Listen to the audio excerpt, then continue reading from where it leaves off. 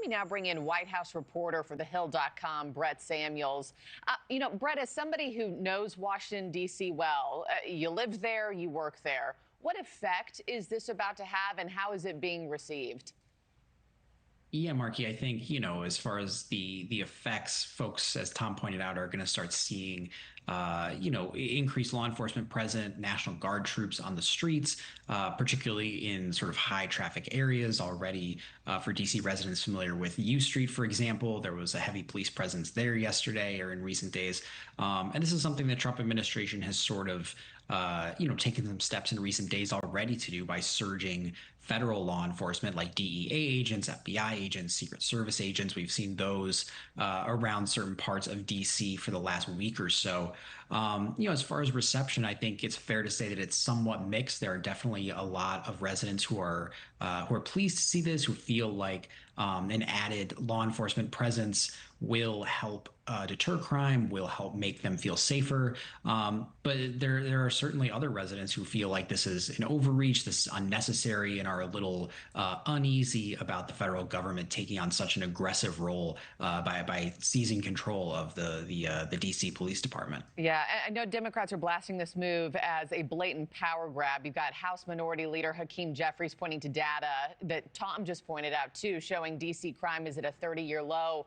But is the data enough to reassure voters, when they see all these high-profile crimes in D.C. that you and I have been talking about over the past couple months, like, the May shooting at the Capitol Jewish Museum, most recently this former Doge staffer? What say you about the data, and what is the president seeing that the mayor isn't right now?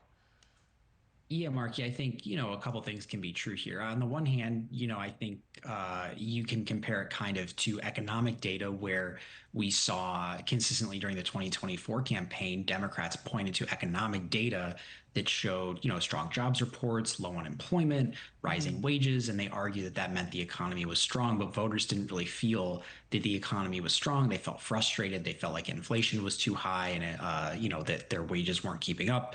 The same can be true with crime statistics, where statistics show that violent crime is dropping, murder rates are dropping, but some residents just don't feel safe because they do see an increase in things like carjackings, or they see, things that just don't make them feel safe in their own city. So those can both be true, I think, which contributes to this.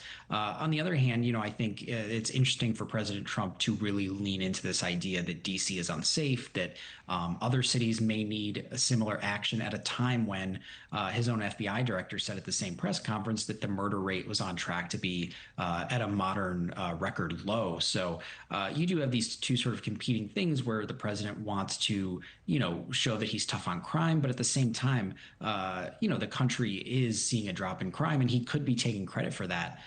So we're seeing that sort of interesting contrast, I think. Just a few seconds left before I let you go, Brett.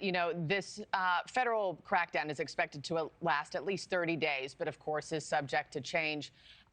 And the president has hinted at other cities being on his list, too. Do you expect this to expand, and what other cities might he go to next?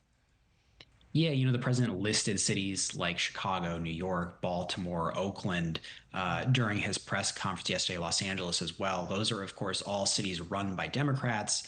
But the president just doesn't have the authority that he has in D.C., where he can take control of the local police department, where he to send in National Guard troops like we saw in Los Angeles. He would almost certainly face pushback from state and local leaders there.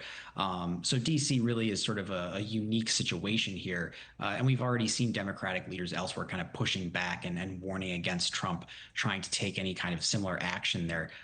We should note quickly that, Trump called for an end to cashless bail. We're already seeing Elise Stefanik of New York say she's going to write legislation there. It's possible that gets through the House, maybe comes up in the Senate, but that is one area where we could see federal action. Yeah, we'll be watching and see how this all plays out in D.C. Brett Samuels, as always, thank you. Thank you for watching. Subscribe below and download our NewsNation app right now on your phone, and you will get fact-based, unbiased news for all Americans.